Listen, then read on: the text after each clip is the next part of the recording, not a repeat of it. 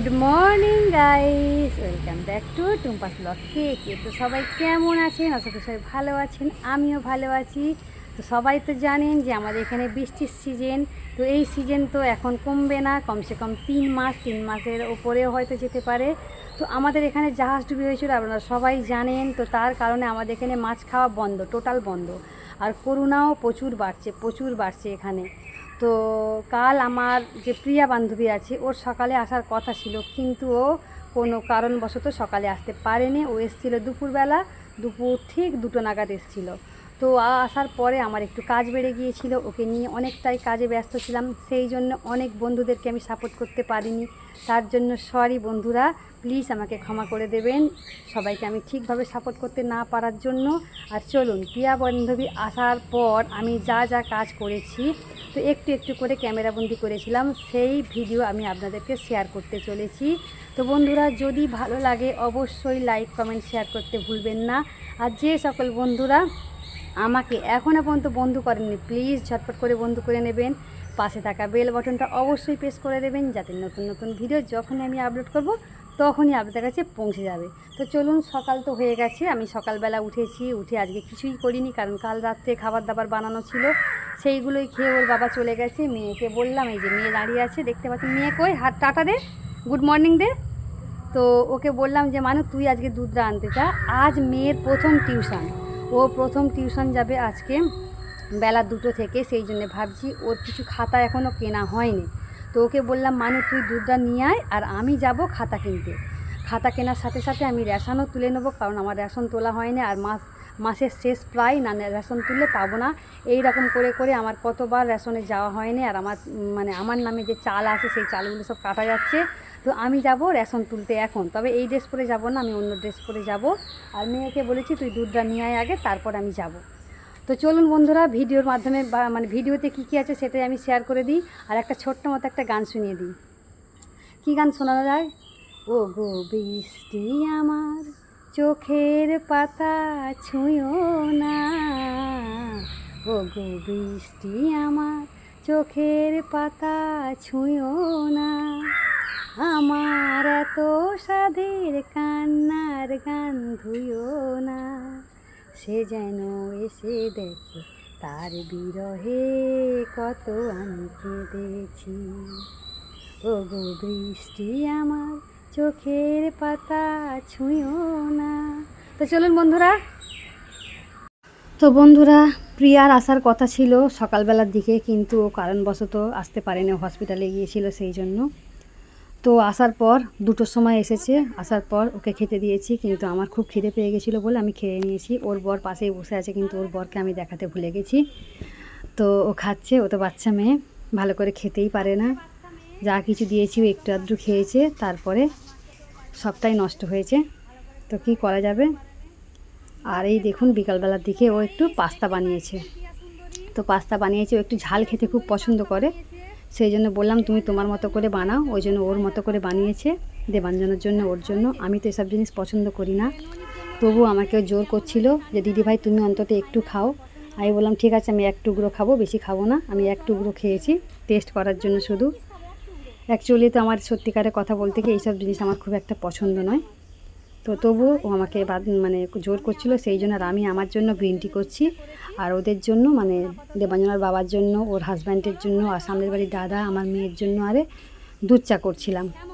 তো ওদের জন্য দুধ চা করে দিয়েছে, আর মেয়ে এদিকে খাচ্ছে, আর ও এদিকে সন্ধ্যাবেলা সবজি কাটছে। রাত্রিবেলা চিকেন আর ভাত আর রুটি হবে, ভাত তো করাই ছিল। তো এদিকে ওর হাজব্যান্ড আর সামনের বাড়ির দাদা গল্প করছে, আর দেবাঞ্জনার বাবা সাইকেল ফিটিংস করবে বলে ওদিকে করছে। আর এদিকে আমাদের বিল্লিটা এসেছে, বিল্লিকে কি দেবো। তো প্রিয়া তো দুপুরবেলা খেতে পারেনি ডিমের তরকারি ভাতারে, তো ভাবলাম বিল্লিকে এটা দিয়ে দিই। তো সেই জন্য বিল্লিকে আমি খাবারটা দিয়ে দেওয়ার চেষ্টা করছি। ওই যে, আর ওর কটা বাচ্চা হয়েছে জানি না, ও কোথায় বাচ্চা রেখে এসছে। ওকে বারবার বলছি তুই বাচ্চাগুলো নিয়ে আয়, কিন্তু নিয়ে আসছে না। আর এদিকে আমি দেখুন মশলা বাড়ছি, সব কিছু শিলে, কাঁচা লঙ্কা, টমেটো, পেঁয়াজ, আদা, রসুন, জিরে সব কিছুই আমি শিলেতে বাটবো, কারণ আমার তো মিক্সি জার খারাপ হয়ে গেছে সবাই জানেন, সেই জন্য। তো ও বলেছিল পাশের বাড়ি থেকে মিক্সিটা করে নিয়ে আসা, বলে না না পাশের বাড়ি থেকে যেতে হবে না, আমি একাই এতে বেটে দিচ্ছি। আর ও এদিকে দেখুন মাংসগুলো মাখাচ্ছে মশলা দিয়ে, আর এদিকে জিরেটাও ভেজে নিচ্ছে। বলছে দিদিভাই তোমার কষ্ট হবে না জিরেটা ভেজে যদি বাটা যায়, তো সেই জন্য হালকা করে কড়াই আমাকে ভেজে দিচ্ছে, দিলে আমি ওটা বেটে নেব। তো সত্যিকারের কথা বলতে কি সবাই মিলে যদি কাজ করা যায়, কাজ কিন্তু খুব তাড়াতাড়ি হয়ে যায়। তো ও প্রথমে মাংসের জোগাড়টা করে নিয়েছিল, তারপর মাংসটাও নিজেই বানিয়েছে। আর সত্যি বলছি কি মাংসটা খুবই টেস্টি হয়েছিল। তো ওর মতো করে বানিয়েছিল, কারণ আমি প্রায় দিনে আপনাদেরকে বলি যে নিজে করে খেতে আমার ভালো লাগে না, কেউ যদি করে খাওয়ায় খুব ভালো লাগে। সেই জন্য ও আমাকে মাংসটা বানিয়ে খাইয়েছে, বললো দিদিভাই আমি তোমাকে বানিয়ে খাওয়াবো। আমি বললাম আচ্ছা ঠিক আছে তুমি বানাও। তো বলে মাংসগুলোকে দেখুন কি সুন্দর করে মাখাচ্ছে, মাখিয়ে নিয়ে ওইটাও কড়ার মধ্যে দিয়ে করেছে। তো আমি দেখিনি ও কিভাবে করেছে না করেছে, নইলে হয়তো আমিও পরবর্তী সময় এইভাবে করে দেখতাম পারতাম কি না।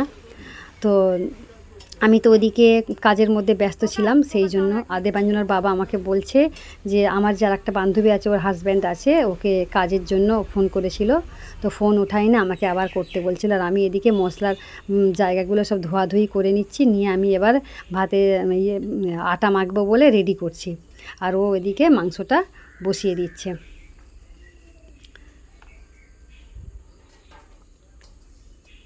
তো আমি ওকে রান্না করে খাওয়াই, ও আমাকে রান্না করে খাইয়েছে, আমার খুবই ভালো লেগেছে, দারুণ আনন্দ করেছি সবাই মিলে।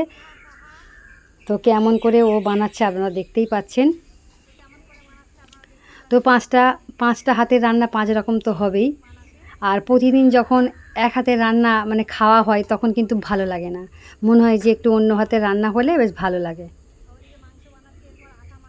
তো ওকে বলেছিলাম বড় জায়গায় দেবো, বললো না বড় জায়গা দিতে লাগবে না, এই জায়গাটাই হয়ে যাবে। তো ওই জায়গাটাতেই করে নিচ্ছে। আর আমি এদিকে বসে আটা মাখছি, কারণ অনেকগুলো আটা মাখতে হবে সেই জন্য। তো আমি ঘরে নিয়ে চলে এসেছি আটাটা, এখানে ভালো করে মাখিয়ে নিয়ে তারপর রান্নাঘরে যাব।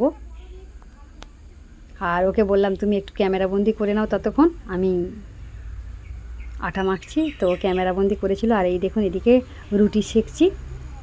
তো কিছু রুটি করব এমনি প্লেনভাবে, আর কিছু রুটি করব ঘি দিয়ে, কারণ ঘি দিয়ে রুটি খেতে আমাদের সবাইয়ের খুব পছন্দ লাগে। আর এই দেখুন মাংসটাও দেখিয়ে দিচ্ছি যে মাংসটা কেমন করেছে, দেখুন কত সুন্দর হয়েছে, কালারটা দারুণ লাগছে না মাংসটা? কার কার জিভে জল আসছে অবশ্যই কিন্তু কমেন্টের মাধ্যমে আমাকে জানাবেন। আর এই দেখুন ওকে আমি খেতে বসিয়ে দিয়েছি, কারণ ওর খিদে পেয়ে গেছিলো। দুপুরবেলা ভালো করে সেরকম একটা ভাত খায়নি, আর সন্ধেবেলার দিকে নাস্তা করেছে, কিন্তু বেশি তো নাস্তা করে না, তো সেই জন্য বললাম তুমি খেয়ে নাও। তো বন্ধুরা আজকের এই ভিডিও কেমন হয়েছে অবশ্যই জানাবেন। আর এই যে প্রিয়াকে মাংসের তরকারি, কাঁচা লঙ্কা, পেঁয়াজ সব কিছু দিয়ে দিয়েছি, ও খেয়ে নিচ্ছে। তারপর আমরা রাত্রে খেয়েছি রাত 10টা নাগাদ, ওর হাজব্যান্ড, আমি, আমার হাজব্যান্ড, দেবাঞ্জনা সবাই মিলে খেয়েছি। আর এই দেখুন ওর হাজব্যান্ড আর আমার হাজব্যান্ড দুজনে মিলে সাইকেল ফিটিংস করছে। তো আমি সাইকেলের ভিডিওটা আমি পরে আপনাদেরকে শেয়ার করব। তো আজকের মতো বিদায় নিচ্ছি, টাটা বাই বাই, সবাই ভালো থাকবেন সুস্থ থাকবেন এই কামনা করি। আবার নেক্সট ব্লগ নিয়ে হাজির হয়ে যাব, ততক্ষণ দেখতে থাকুন, সঙ্গে থাকুন, টাটা বাই বাই।